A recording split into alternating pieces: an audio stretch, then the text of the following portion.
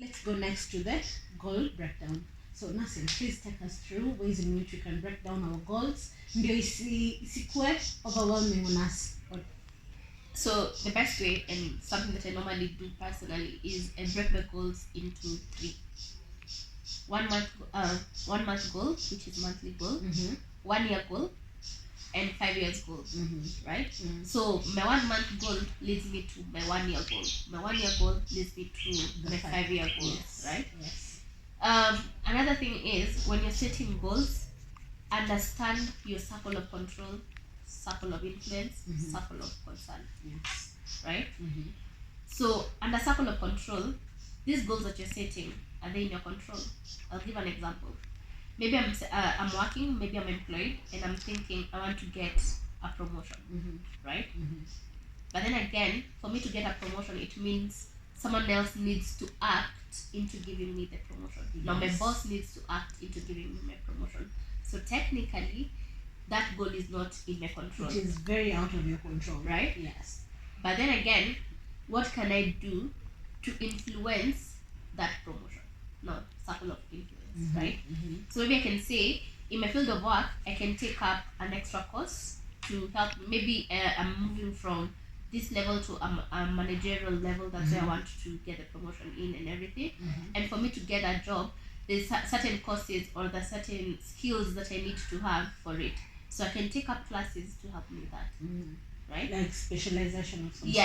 Yes, classes to help with that. Another thing is, I can take up extra hours just to show the bosses that I can do this job and more. Yes. Yeah. So that is in my influence, helping influence these people to see that I am fit for that. I'm fit for this, right? Yes. Circle of concern. What are my concerns about this thing? So even when you're setting goals, the first thing you need to ask yourself is, what can hinder me from achieving this goal?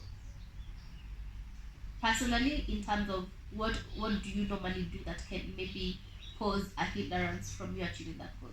Maybe you procrastinate a lot. Maybe you struggle waking up in the morning, everything. So understanding your hindrances helps you know how to work around them or how to improve around them, right? Yeah. The other thing you need to ask yourself is, what do I have that can enable me achieve this goal? We've looked at circle of control, influence. Yes. What do I have that can help me get this job, right? And maximize on that, right? Yeah.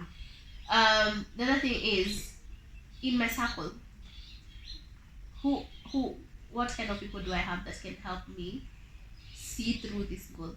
No, accountability buddies, right? Yes. So once you ask these main 3 questions, it's more like doing like a SWOT analysis on yourself, knowing hizi ndio weaknesses zangu. Yes, nataka hii kitu, lakini mimi najijua vizuri sana. Yes. Right? So for this, I need an accountability buddy that will help me see this through. Let's go to the health one, which is, I can give better examples with it because I feel like I'm right there. I've been wanting to cut weight for quite a period of time. You and me both, sister. Yes. But when it comes to wheat, when it comes to sugar, for me, in my house, herukose chakula lakini cookies and milk ziko.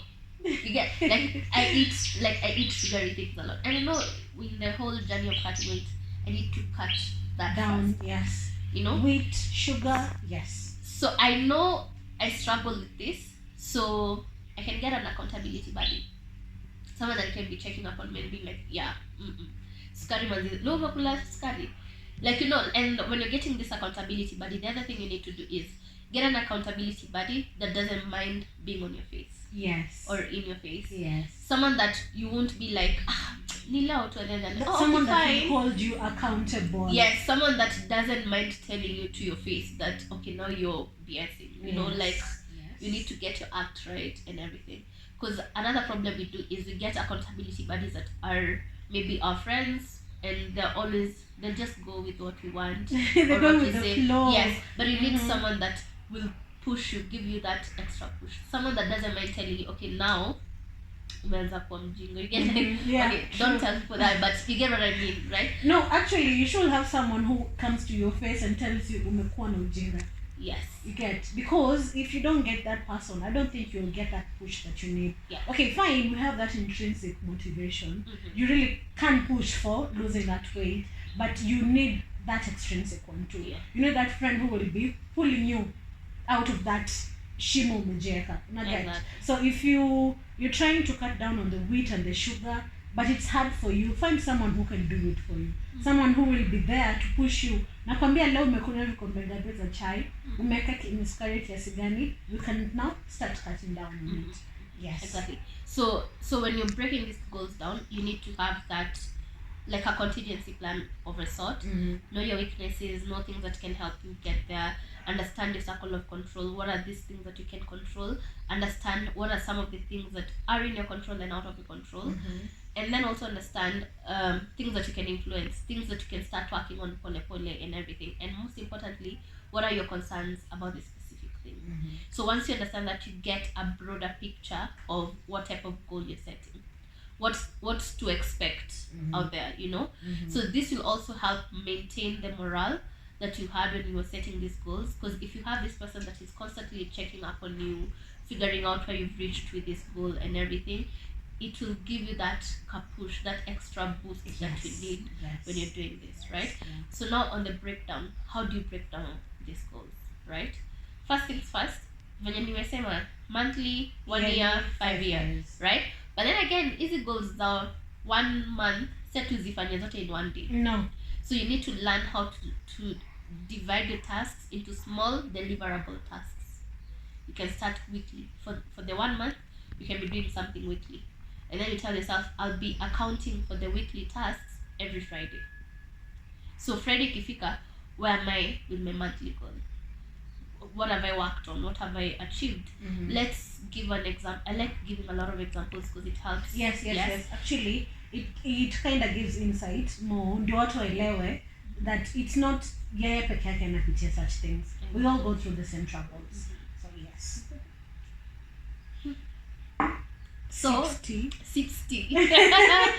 So when you're breaking these goals, when you're doing the goal breakdown, you also need to factor in time and time management. And if it is attainable. Yes, so tushamalizana na smart goals and everything, sasa tuko na goals zetu.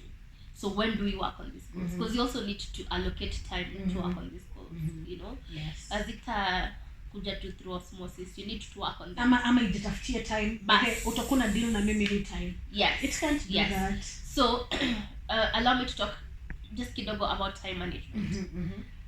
Which is very crucial, by the way. Yes, when it comes. If you realize there's so many people out here who struggle with time management.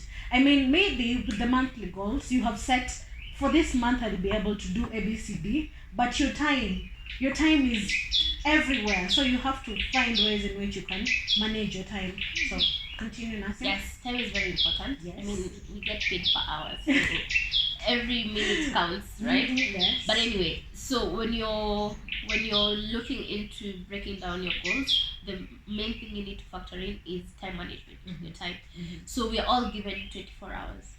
So can you account for every hour in your 24 hour? Trust me, when you start counting it, at a point you won't be able to account for certain hours, even 5 hours.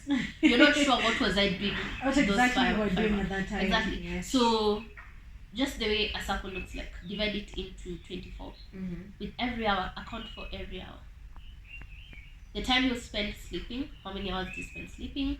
How many hours do you spend preparing if you're going to work and everything? So when you're preparing, you can talk about showering, dressing up, taking tea. Commuting, how long does it take you to commute? If you're in school, how many hours does it take you to be in class? How many hours do you spend on TV? How many hours do you spend, naps and everything? Account for everything. When I say everything. And then now the missing hours, give it something to do. Now you can work on your goals. Are those extra hours or unaccounted for hours and everything? I'll give an example. If you realize kutoka kwako hadi kwenda job, it takes jam asubuhi, if it takes you an hour or 2, right? There's nothing wrong with taking a nap that time if you're sleepy, but if you're doing nothing, you could be doing you can work kidogo, something small towards that 1 month goal, right? So let's say it's something that needs research on.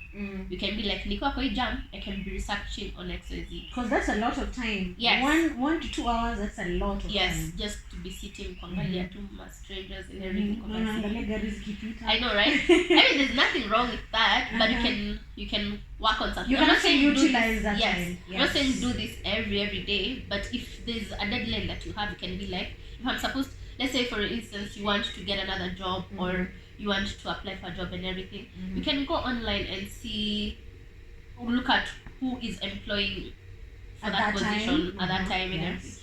Nikiingia tu kwa simu una research, unaangalia, so you'll have the list of companies that you can send your CV to, research on what are they looking for, do you have that and everything, right? So under your goal breakdown you'll be like, on Monday jam inakwaga mob sana Monday, nitafanya hiyo time ya jam, and write that down, right?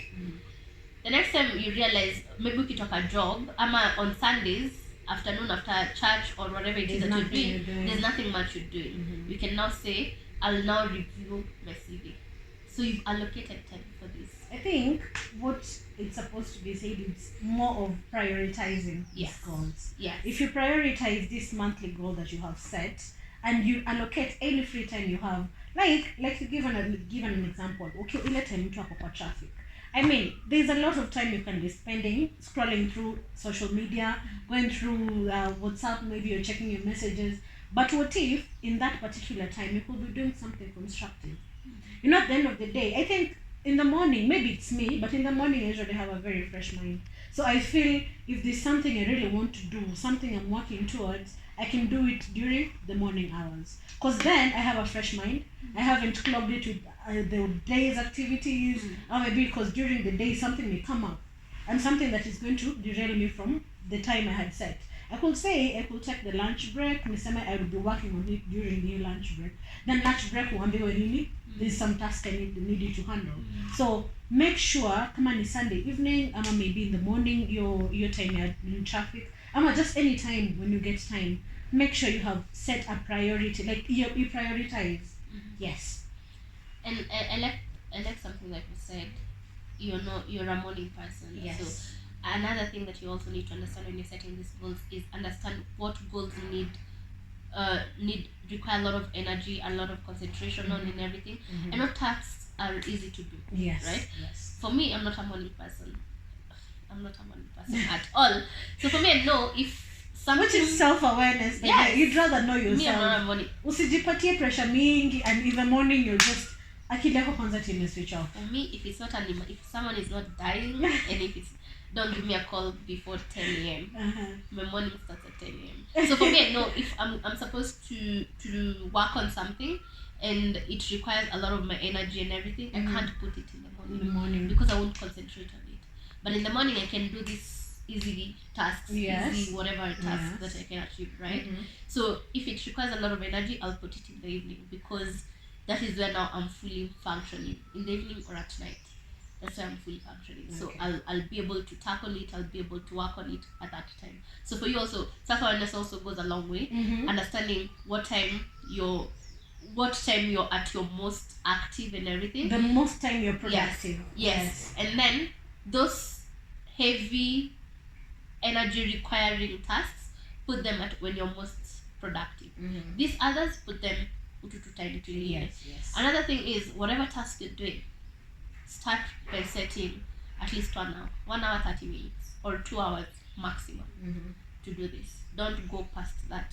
So even if you were working on it 2 hours zimepita, stop. You'll do it.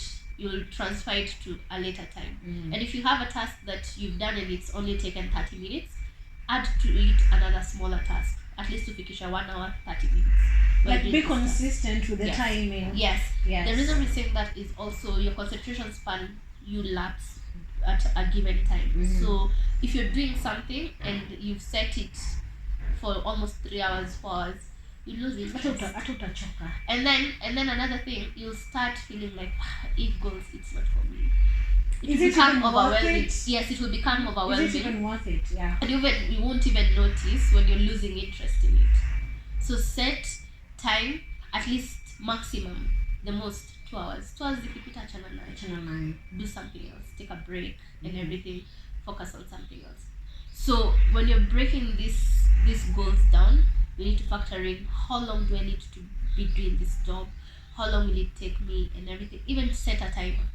Another thing, if it's something, let's say if you're a student and you're supposed to revise, study for exams and everything, where are you most comfortable at studying?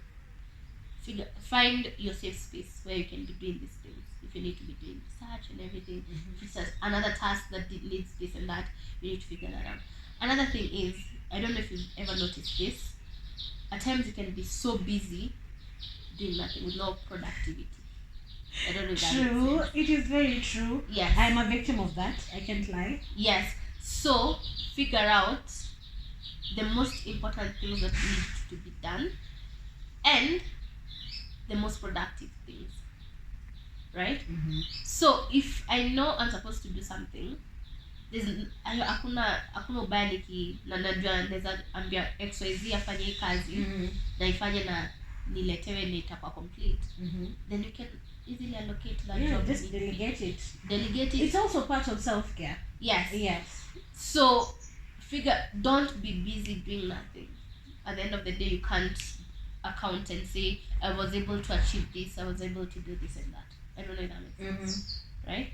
We're still being accountable here. Yes. So if you're being accountable for every hour that you've done, don't be busy doing nothing. Exactly. Look for something that you can be accountable for in that time.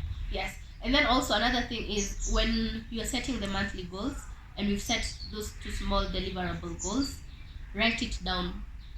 What do you want to achieve? Say by the end of this week, what do you want to have achieved at the end of this week? Write it down. So once you write it down, every time you're working towards it, utakuona hii ndio aim yetu. So Friday ikifika, ukiangalia utaona, was I able to reach my aim? Yes. If not, then you are busy doing nothing. The entire week, right? So make sure you're able to achieve that, right? So always write it down. Figure out, what do I need? What do I have right now that can help me get here? What don't I have that can't help me get here? What do I need? Who do I need? And everything. And then when you start working on it, because again, we set plans, but we don't set how to get there. Yes. So once you get there, you're like, oh my god, I should have done this. You get, so have the clear view of what you want to achieve and then start working on it. I feel like that's the best way you can break down your goals. First of all, time. When are you available for this? Because again, you don't want to be working and how much time can you spare for this? Yes, and how much time can you spare for this? Exactly. And then now from there, you can now start moving on. As long as you have your accountability buddies and everything else flows easily. And then another thing is, whatever career you're in, whatever course you're doing, whatever it is that you're doing, get a mentor. Normally tell people, mentorship is very important. It doesn't matter if you're fully employed or if you're freelancing. Exactly. A mentor is very important, and when you're getting mentors, I normally tell people, if you're a woman, get a mentor that is a woman. You know, it will sound wrong, but I say this because there's certain things in the industry that women go through the men can't understand. Yes, and vice versa. And vice versa, right? So get a mentor that's in your gender. Another thing is, get a mentor that is doing better than you. I don't know why you'd get a mentor when you struggle. But then it's very funny. You can find someone you're in the same level, right? And someone still is asking for you to be their mentor. Mko level moja, it happens. It's very hard. It happens. But now get a mentor that is way higher than you, so that they can tell you what helped them get there and everything. Another thing that we make a mistake of, we use mentors as idols. No. Whereby the mentor doesn't know they're mentoring you. My God. You know, so when you're getting this mentor, call them. Ask if they're willing to be your mentor. If they have time to mentor you. Yes. So once you call this person, you have that understanding, and they know that they're mentoring you. You can call them anytime, and if they're busy, they won't pick. They'll call back because they know maybe it's something you had to ask and everything. So they can also prepare their time and everything to be able to mentor you intentionally and be there for you. I don't know if that makes sense. Yes. So don't use Idolize. yes, like msemanya wezi approach msemanya as equally mtu Someone you can access approach. to. Yes. You have access to this person. Personally, I can't say I want Michelle Obama to Michelle is my mentor. Okay, that's a good dream. It is, but I don't have access to her. Yeah. Yet. So I need to have access. You need to have access to your mentor, so they need to know they're mentoring you. So it helps with also goals and everything. Helps with the trajectory of your goals and so on and so on. And I like how you say you need someone who you can approach. Yes. You can't get a mentor who you're afraid to even talk about your issues. Like if you have set a goal and you know this one is going to help you through it, then you should be at least with someone who can tell you like how it is. In industry, iko hivi na hivi na hivi. Because if you get someone, for an example, if I get someone who's at the same level as me, it will be hard because we are learning the same lessons. I mean, if maybe I've even gotten more mistakes than, made so many lessons more than them, but they can't be your mentor if you're on the same level. Like you have to have someone who has already gone through this. Ndio kama kuna mistake somewhere, you at least know huyu anaweza to help you out of it. Alafu pia, let's also just be realistic and honest. If you're on the same level and I'm also trying to grow. So if I see opportunities out there, I'll take them for me first. Exactly. So there'll always be that form of competition. Yes. It won't be like you're doing it intentionally, but it will be like, but it is there. It is there. Exactly. I know it is true. We're all human. There's no way I can pass up this opportunity. Fine, you're my mentee. I'd like you to go ahead, but there's no way you can leave me behind. Understand? I mean, so, we all want to make it. Exactly. So if there's any chance that I get, of course, nitajieka hapo mbele. Yeah. Yes. I am. What else have I spoken about when you talk about goals and tasks? Another thing, when you're setting goals, your goals are not set on stone. You can easily change them. Say my 1 year goal, imefika 1 year and I feel like I can achieve more than I had set myself to achieve in that 1 year. Yes. There's nothing wrong with me revisiting that and reviewing it and everything and changing that goal. So just because you said I want to get this and you've realized getting it poses, it's harder than you expected it to be, change it to another goal that you can achieve. You can actually try it out at a later time when you're not ready for that particular goal. Exactly. Yes. But always learn to review your goals and everything. And there's nothing wrong with changing your goals completely. The person you are 5 years ago is not the same person you are right now. Maybe 5 years time, whatever goal I'd set for that time, I'll be a different person. I'll want new things in life or other things. And plus we are evolving. Yes. We are growing. Don't feel guilty once you keep on changing your goals. Yes. As long as your why is still constant and your why makes sense to you, then you can easily change your goals. They're not set on stone. So you can easily review them. Though that doesn't mean that you change every time. Sometimes, like the accountability part, you also have to question, is this the last year? Nimeachana nazo. That this year, same thing, nimeachana nazo.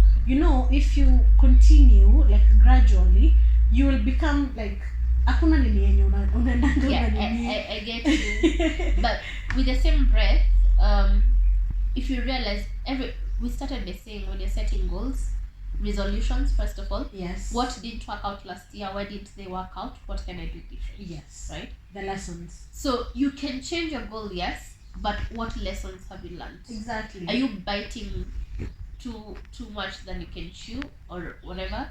If that's the case, then learn to small deliverable tasks. Yes. Small emphasis on deliverable tasks. Something small that you can easily achieve and you can easily get to. Yes. I don't know if that makes sense. It does. But at the same time, never feel guilty for changing your goals. Never feel guilty for wanting something different than you had planned for the previous year. As long as you've learned from what didn't work out. So if this minute you're changing your goal, ask yourself, nini work out? Mbona sikuweza kuachieve ile goal? Was I sleeping too much? Was it procrastination? Was it too big for me and everything? To attain. So at the end of it all, always put the SMART goals there. Specific, measurable, achievable, realistic, timely. And then, and the timely also, we said timely in terms of where you are at that particular moment. Mm-hmm. The other timely is time frame. By the end of this month, I want to have saved up 5k, 10k. Mwezi kisha kama sija save up 10k, where did I go wrong? Yes. You know, Mm-hmm. nilikula mandazi mob sana. Nilipati sana. Na pia ukisema nataka ku save up 10k by the end of this month, hiyo 10k itatoka wapi? Hiyo ndio na save up ifike hapo inatoka wapi? Are you taking half of your salary to save? Are you taking quarter of your salary to Ama save? kuna place Are you, do you have a side hustle? Yes, Unakazia. exactly. Yes. So even when you're setting these goals, ask yourself, hii goal itafika, tunaachieve goal aje? What we need to work aside from the breakdown and finding a way in which you can get to our goals at the end of the year, I'd like you to explain to us what are some of the ways tunaweza keep you motivation, because unajua January na kwanga moto when we're starting up resolutions, kila mtu anataka ku lose weight, nataka kununua my own compound and so on and so forth. But when we get media ama quarter way, kuna vile motivation yandaga kishuka. So tell us some ways in which we can be like keeping the motivation, we sustain that motivation throughout the year. Okay, I feel like I've mentioned this in between the conversation that we're having, but let me just elaborate it a little bit further. Okay. When you set goals, utamwa goals ni nini? Attainable. Yes. Right? So when you're setting goals, remember SMART: specific, measurable, achievable, realistic, all that and timely, right? So like we said, utamwa goals ni kuachieve these goals. And we mentioned small, deliverable tasks, right? So if I'm setting a 1 month goal and I set small deliverable tasks for either weekly or after 2 days, I'll be checking where I've reached and everything. When you set them to dogo na ni goals unaweza achieve, then you realize hata hii goal kubwa naweza achieve. Actually, so I just saw it as such a big mountain, but yes, so the more you do something small that helps you achieve that goal, it gives you that morale to keep on doing it, right? Yes. And even if you realize 2 weeks, 3 weeks later, nianza kupata 2 obstacles, wiki mbili nimekuwa nikiachieve hizi goals, but week 3 naanza kurealize inakuwa ngumu kidogo.